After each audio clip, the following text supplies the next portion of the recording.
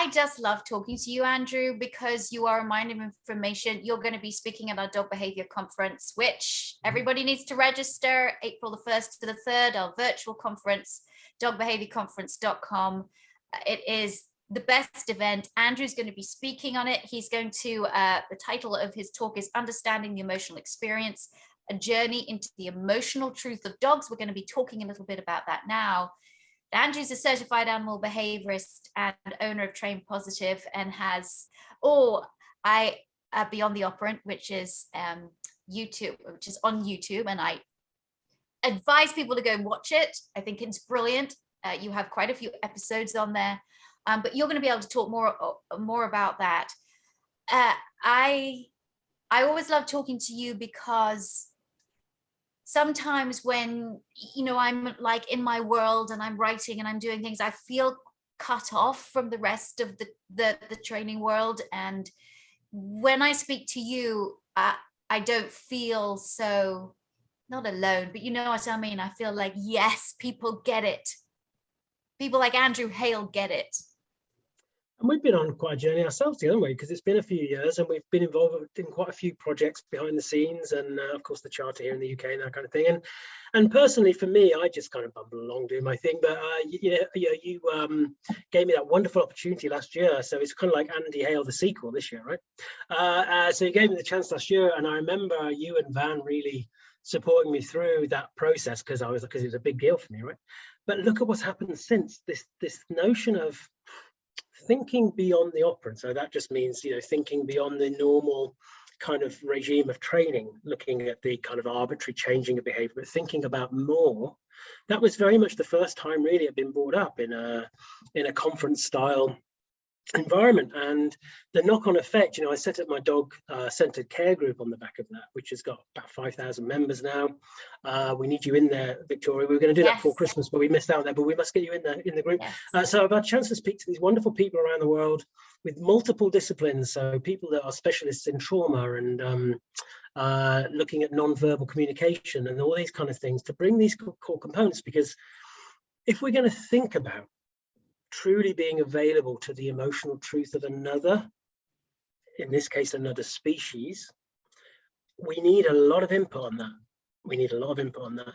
But even understanding the emotional experience for ourselves is a great place to start.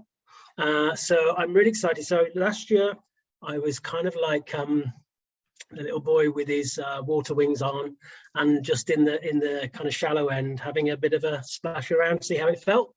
This year, I feel I can be there to kind of dive right in, and we're gonna, it's kind of last year, but kind of grown up, because there's a lot more stuff going on now, and really understanding some of these aspects. I'm really excited about it.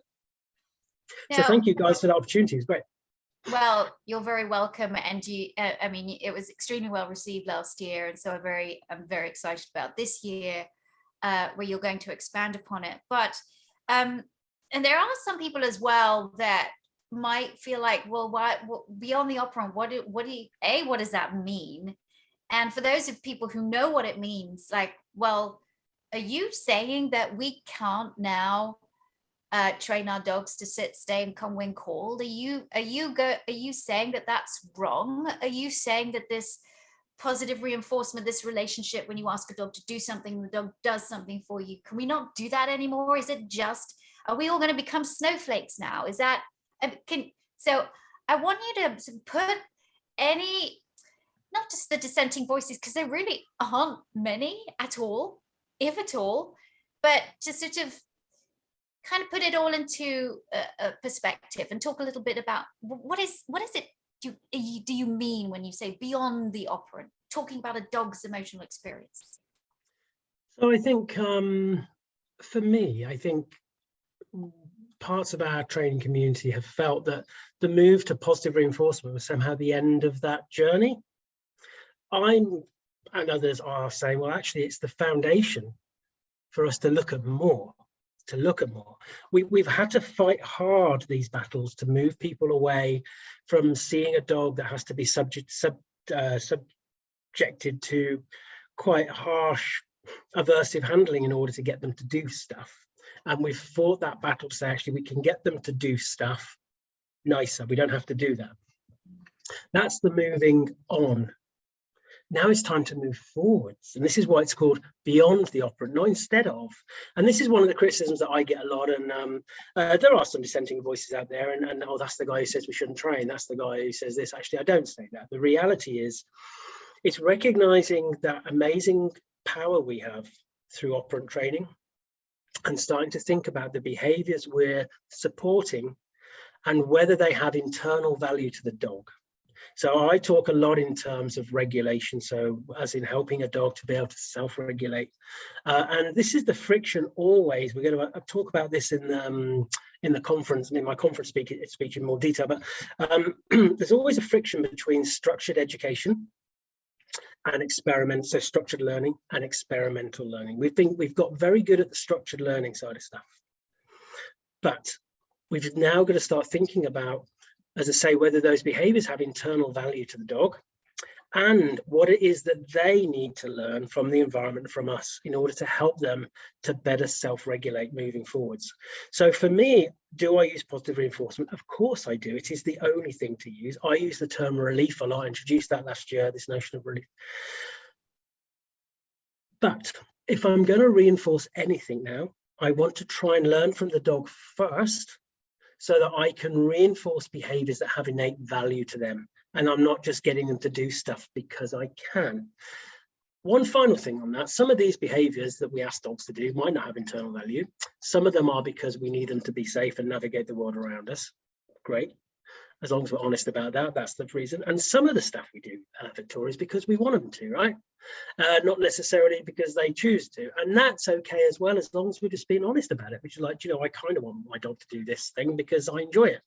And that's okay, isn't it? It's fine. We do that even with our family. My husband, bless him, he has to do stuff he doesn't necessarily want to do sometimes. And I have to do likewise, especially when he's doing the whole Dolly Parton thing, which people who know me know well, that's I kind of live with Dolly and Kieran.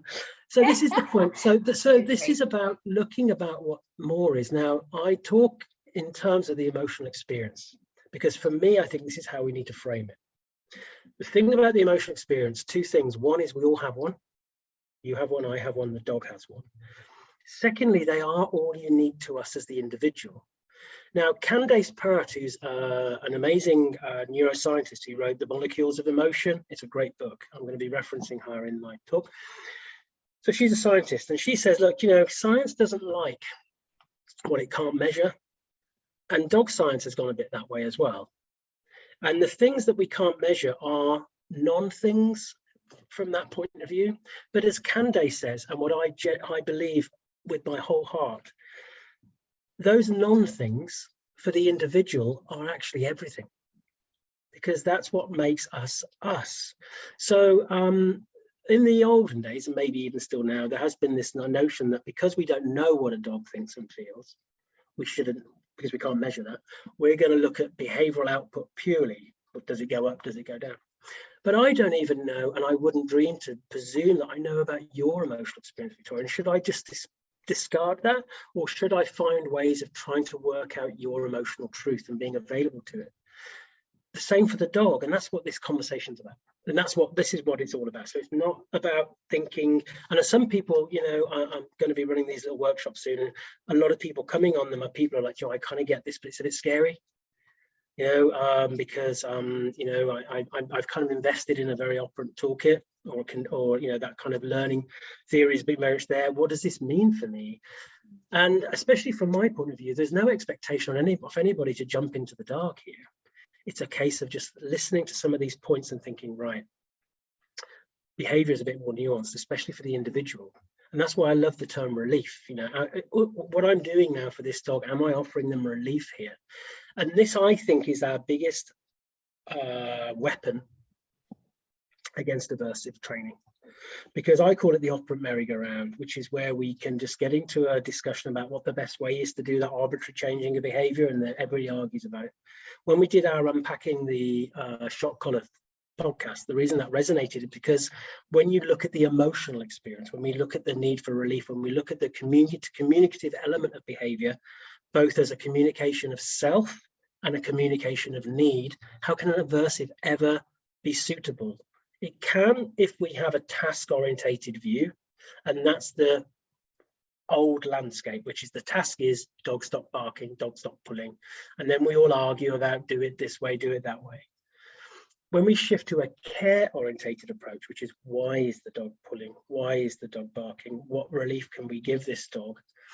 That's when we recognize aversives can't even come into it. And actually even communicating this to clients is powerful, because if they stick to a task orientated view, even though we're saying, oh yeah, we'll use these nice things now and we use food and we do that, if they're still stuck in a task orientated view and the expectational change isn't met, they're still likely to go to that shock drop down the road because they will do the task.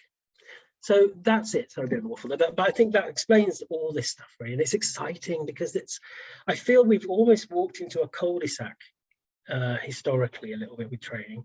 And because we've got so into the how, and we've had to look at that and we've had to bring science into our industry, because it was the Wild West, Victoria. It wasn't that long ago when people were pulling pseudo-y things. The science for me is what we stand on now, to look over the fence and have a look at more. It shouldn't be the fence, right? That's how I kind of frame it. So we've got stuck in a bit of a cul-de-sac. And I think when we look over our shoulder and think, wow, there's all this other stuff, that we can look at, all these strands that we can pull in to try and help us be more available to that emotional truth of another. That's why it's so exciting, because it's limitless, right? And also it's a great leveler, because when we think about the emotional experience, as I say, we've all got one, right? So you don't have to necessarily, I love the feedback in my dog center care group from caregivers, owners, who are adopting these kind of ways themselves, and that anecdotal information from their dog is so valuable. We don't have to necessarily rely on certain sectors anymore, or somebody who's really good at a certain task. Everybody's voice is equal and important. I think it was about 6 years ago when Brian Hare, he developed the Canine Cognition Center at Duke University, and he came up with Dognition, which is understand your dog better, do all of these games, and he talks it. Gosh, probably it was longer, probably more like 8 years ago. He wrote a book called The Genius of Dogs, and in the book he writes about how he goes to one of these conferences. That's when we mostly went to conferences in person, obviously. Who knew that there'd be a virtual conference? But and he says he remembers going to a very, very well-respected conference where there are literally thousands of people there. And he went to see some talks, and he said he felt like he'd been transported from a different world and just dumped in with this. He felt like an alien because everything he said was centered on training, not what's positive, what's punitive. Nope, training. And even the positive people, training.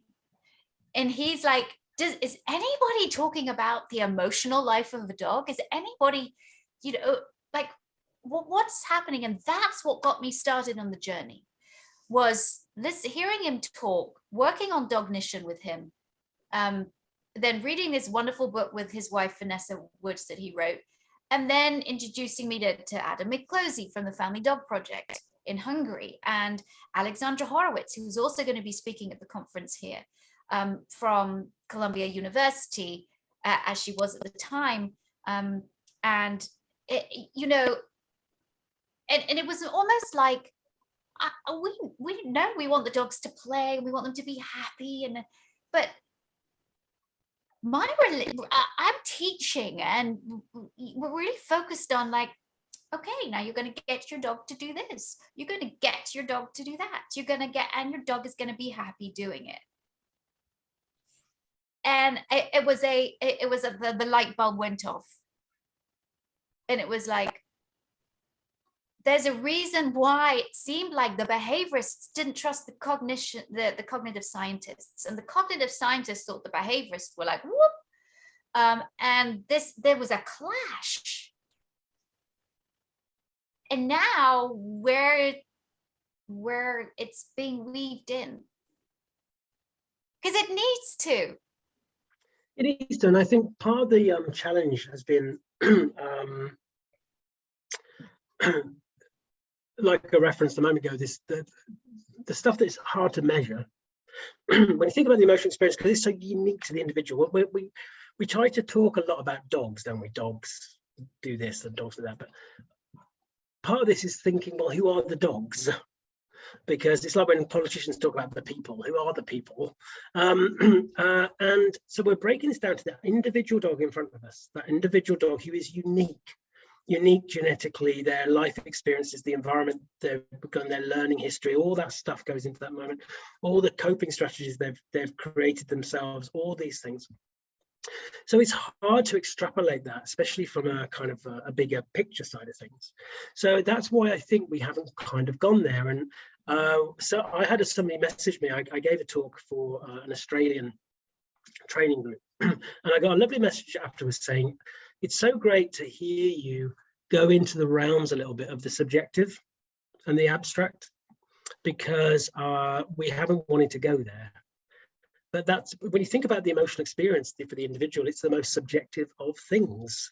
So it's just finding that way. And I think that's why there's been a lot of, as a community, we're not very good at talking to each other on different sides. And that's what I like about this new landscape. That's what I've tried to foster with dog centered care, is bringing all these professionals in and recognizing that not one person has the answer here. It's a combination of things to help us shift our perception of what behavior is, especially for dogs.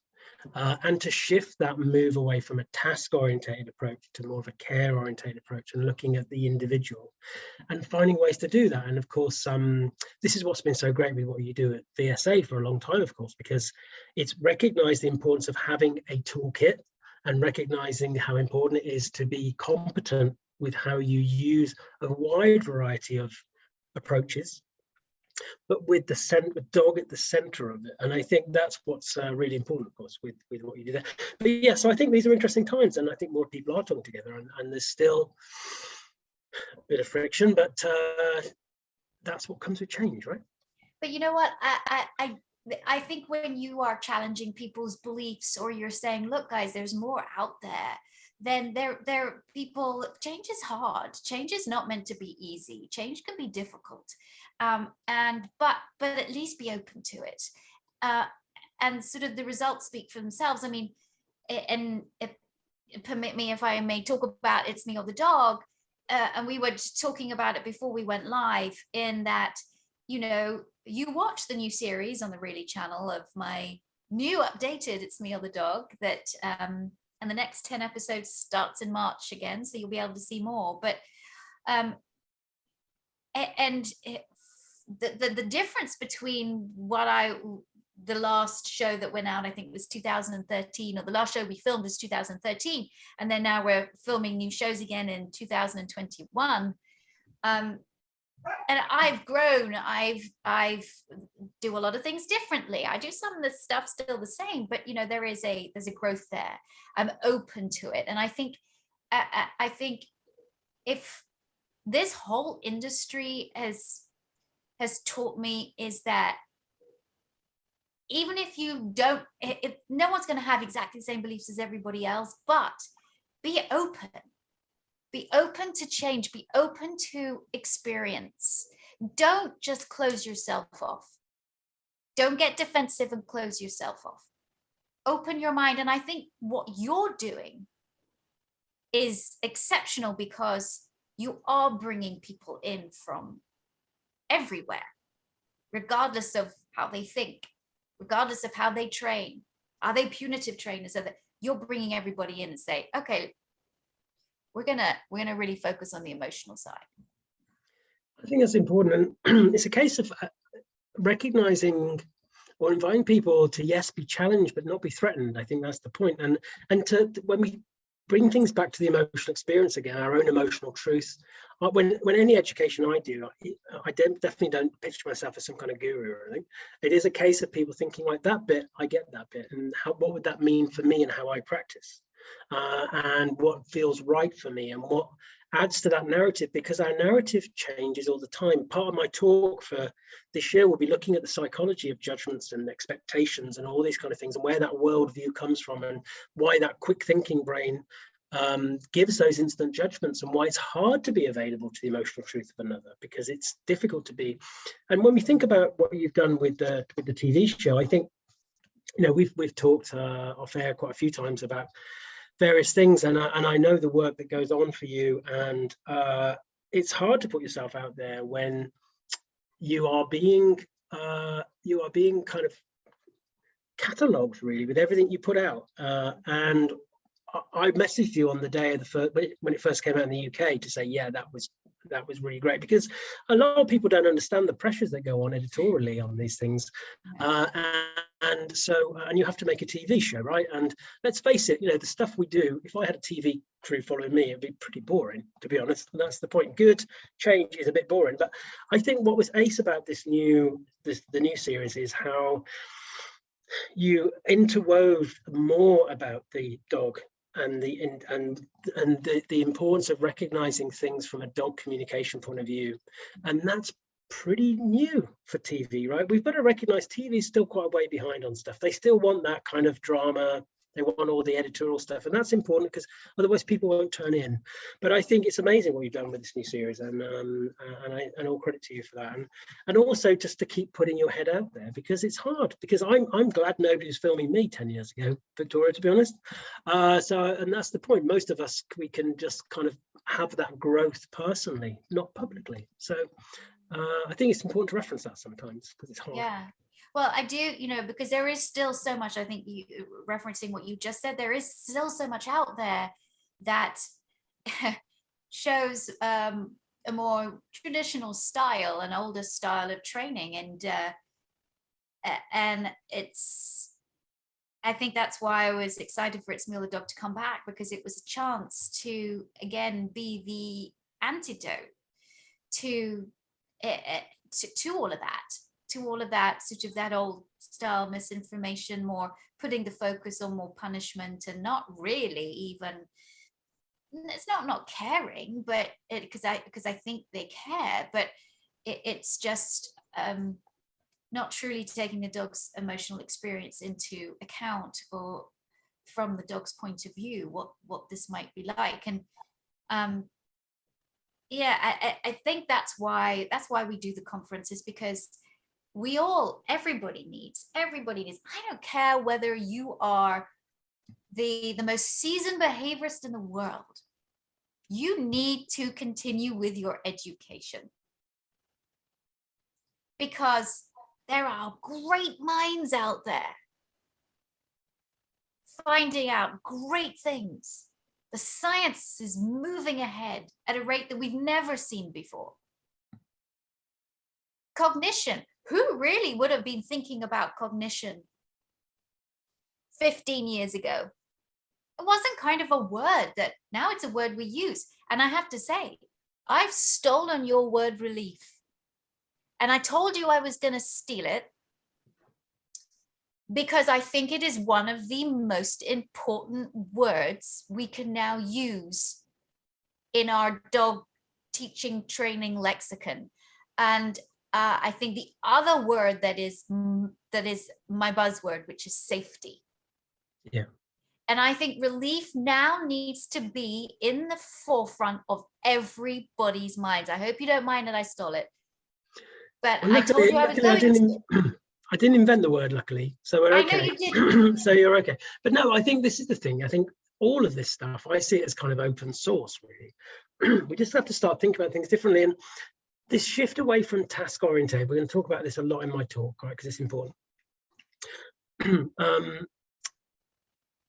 Like you said, a lot of people, even the trainers and that who are more balanced and aversive, we can really hate what they do, but many of them want to do the best thing they can do, but they are in a task oriented. Now, why do people use, as in owners, why do they use a shock collar, a choke chain? The clue's in the title, because they care for their dog, they love their dog, but they're stuck in a task oriented mindset.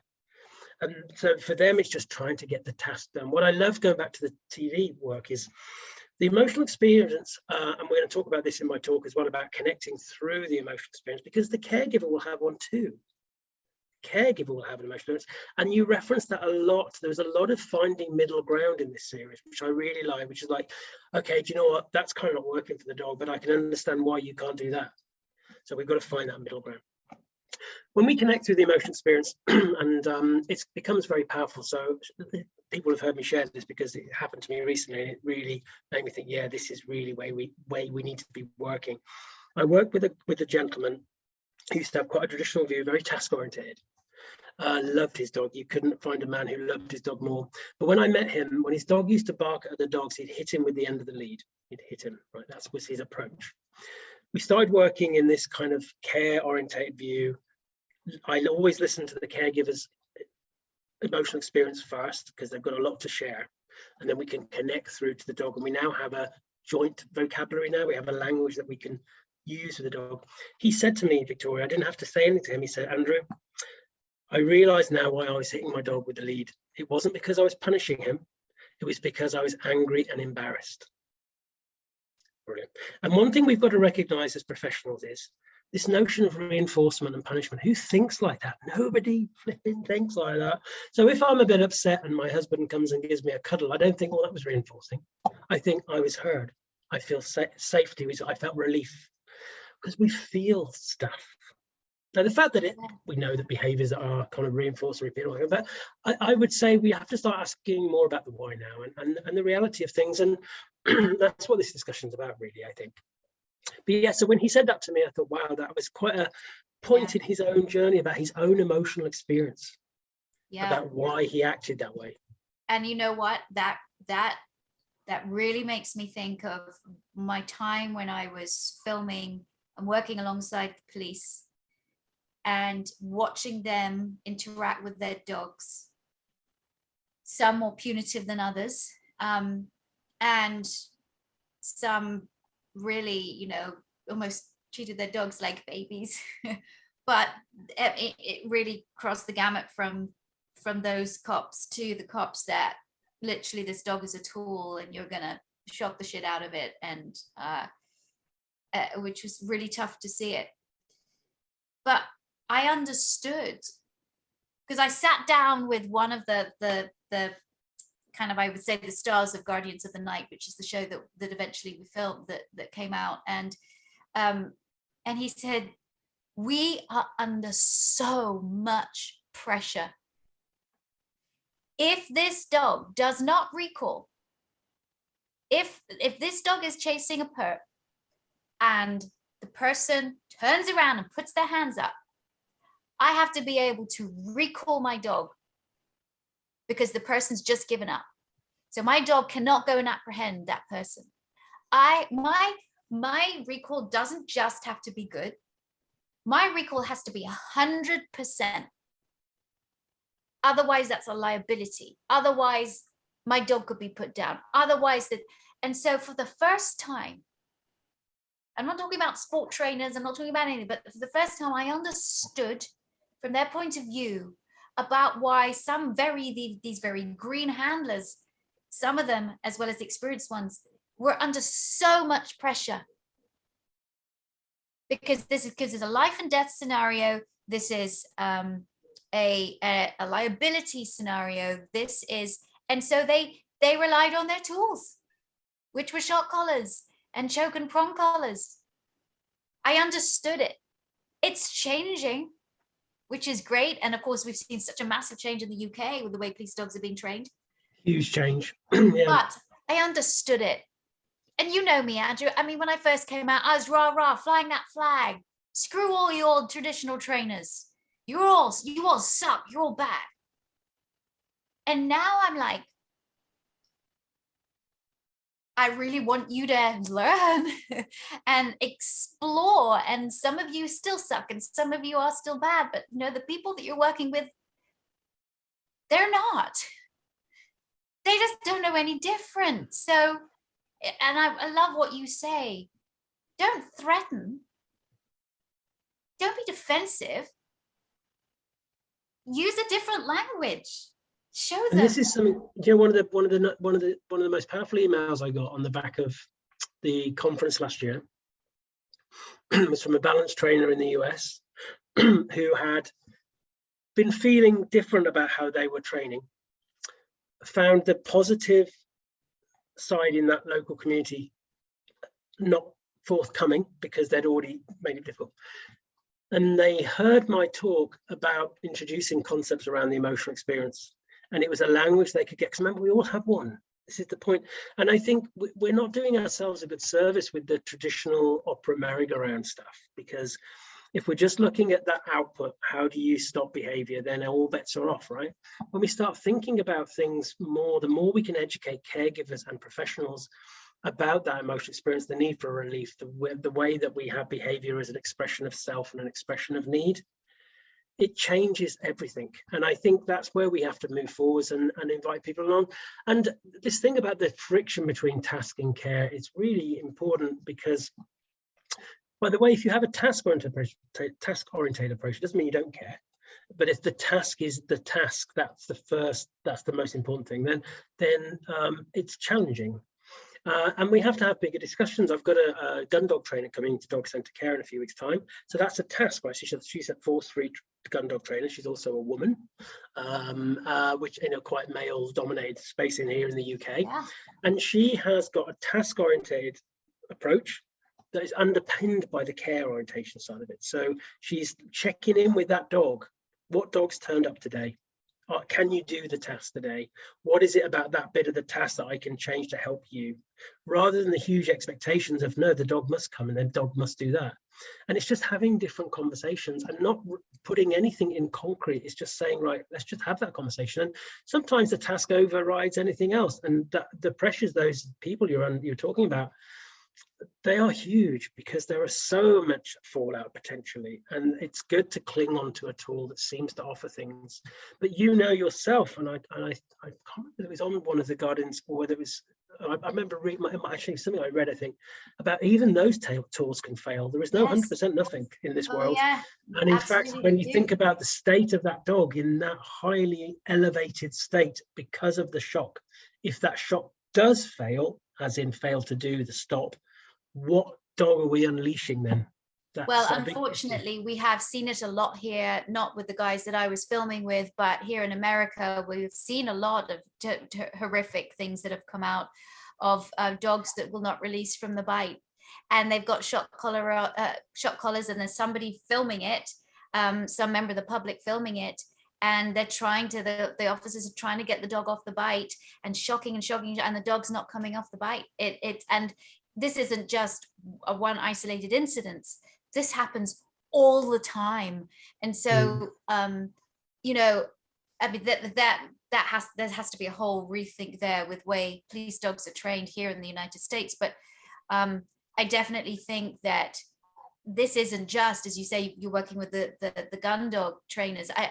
I really think, this goes across. It's not just companion dogs we're talking about. We are talking about working dogs and sporting dogs and service dogs and assistance dogs and police dogs and across the gamut. We're not, and the reason why when we first started talking, I said, I literally was called a snowflake, because I wrote a whole article, and the end of the article was like, I'm going to embrace my snowflakeness, because every snowflake is different. Every snowflake is unique. And wow, I love it. If you want to call me a snowflake, I am. And I'm going to create when I teach dogs, every single dog is a snowflake. Every single person is a snowflake. We're all unique, and we need to have, not one size fits all. So that really was, it's been a journey, right? You've been on a journey, even in the last year, in the last few years, you've been on a journey. And I sometimes it's a little scary being on that journey. Sometimes you feel a little bit vulnerable, but you're courageous enough to take the journey. And that's what I implore caregivers to do. Take the journey. You know, my late father, had a great little saying was, just turn up. Just turn up, see what happens. And I remember that last year, because the behavioural conference last year was a really big deal for me, and it's hard to it is hard to turn up sometimes. But I think the big thing for me is this trying to be better available, as I say, to the emotional truth of another, and even to be better available to the emotional truth of ourselves. We lead such busy lives. We're in that quick thinking brain all the time. Those things, those derogatory terms that people might use, like being woke or snowflakes, as we'll discuss in my talk, because we'll be looking at the psychology of this stuff.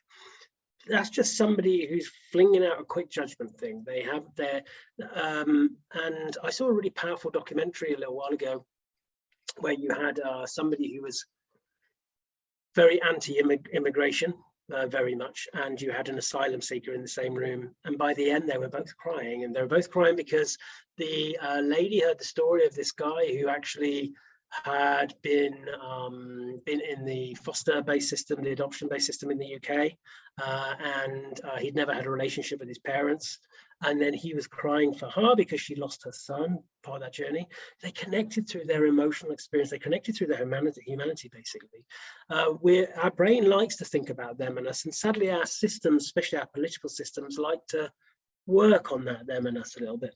But actually, when we become more available to others' stories, then it's a great place to be. I've got my CAKE acronym: compassion, awareness, knowledge, and empathy. Bring CAKE.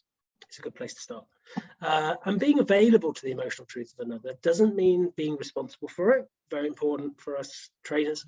But also it doesn't mean that we're, being compassionate for another doesn't mean accepting or condoning. Yeah. It's just trying to be available to hear what that might be. And I bought that to this new series of It's Me or the Dog, whereas the former series it was definitely sort of the a la Super Nanny. And I just bought more of me. Yeah, and that is really compassionate. That will tell it like it is, but is compassionate. I don't want to alienate these people. I don't want to make them feel bad. I want to like amp them up. I want to say, hey, I understand what you're going through. This is not a great situation, and I'm going to help you, and it's okay. That's it. And they will have their, when you speak to people and you invite them to talk about their own, how does this make you feel, right? They will share things about embarrassment and, frustration. Big one, of course, is guilt. And I think we need to talk about guilt more. And I say, when I do my education also to my clients, I think we have to embrace guilt, actually, because guilt is a sign of learning, that visceral feeling that we have learned to do better and that we didn't like what we did then. And it's just part of that journey, right? And I think you're right, Victoria. We know each other quite well. And I think the Victoria I saw in this new series, I thought, that's my friend there. It isn't the TV version. That's my friend, and it was very personal, and that's why I think it's a really great series. But so I think these are the discussions we need to have, and from my point of view, I want to create a safe, neutral space to have them without, this is what you must think. It's okay. So let's consider this. Let's have a philosophical space, and I'm happy to embrace some of the subjective and talk about some of that. So that people can take what they need from that and think about it and think about that fundamental shift. And having the opportunity to talk at the conference again this year is going to be great, and I'm really excited for it. So for everybody who's listening now, if you're listening live, and I know there's a lot of people making comments, but I'm going to be looking at the comments afterwards. But for everybody listening live, if you haven't registered for the Dog Behavior Conference, you can hear Andrew speak. You can hear as well as 11 other speakers, including yours truly. And it is a virtual conference, 1st, 2nd, and 3rd of April. You don't have to be there live all the time. Be there live some of the time. But you will have access once you register to all of these presentations for 12 months after the conference after the conference starts. You'll have access to all these presentations for 12 months. And yes, you'll be able to sort of play catch up, which I'm still playing catch up with some of the conferences that I've attended, some of the great conferences, including PPG, that I'm still playing catch up on. So thank goodness that we can. I love the fact that, I miss being in person in the UK, because there is that wonderful camaraderie, but also having a virtual conference means that people all over the world can join. And so that message that we're talking about, and that you're going to be talking about, will spread over just a wider area. And for that, I'm very, very thankful. So I'm very looking forward to it. I can't wait for your talk, Andrew. And if people want to find out more about dog centered care, where would they go? So look at Dog Centre Care on Facebook, and you'll find us there. And so it's a public group. And there's also, if you look up Dog Centre Care on YouTube, you'll see all the Facebook lives that I've done with all these wonderful people. You're going to be coming in. I'm going to pin you down to that after we give it that. And also you'll find the Beyond the Operants there as well, the ones I did with Kim and Kathy. Of course, Kim is talking this year at the Behaviour Conference as well, which is great. So yeah, Dog Centre Care. You can also go to dogcc.org, so www.dogcc.org, and you can find things through there as well. And yeah, so that's the place to find it. So Dog Centre Care, great group. Some of my stuff in there, but it's mainly other contributions from other people. That's what's so wonderful about it, especially hearing from the caregivers, the owners, who are like, you know what, I'm slowing things down. I'm listening to my dog. I'm making those adaptations and not thinking about fix it now. And it's just really wonderful to see that. Yeah, well, Andrew, you are a game changer. You truly are. And I want everyone to listen to you. So thank you so much for joining me on this great Facebook Live. And nobody picked their teeth. Nope. We all did the hair and the teeth picking before. We did. And thank you for having me. And it's just, you know, I love what you do, and you and Van. And thank you again for having me along at the Behaviour Conference this year. And looking at the lineup, I don't know how you do it, but it just gets better and better, right, each year. Yeah, we're very excited. So we will see you in April. All right. Bye.